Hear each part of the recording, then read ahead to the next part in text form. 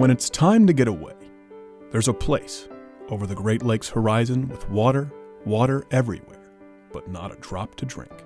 A place where the imminent danger of its soaring murder rate is second only to that of its tap water.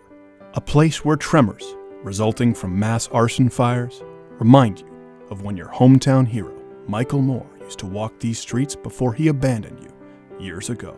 Where an economy, once propelled by the heart of the American automotive industry, is now driven entirely by heroin and crack cocaine.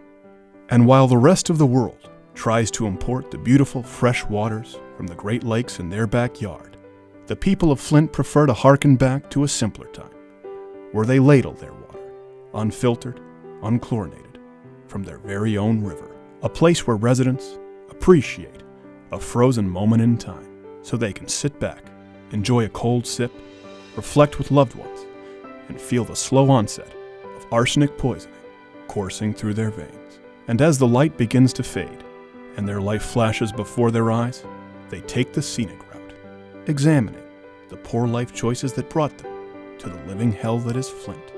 As that last refreshing sip they'll ever get to savor hits their palate for a taste that's pure Flint.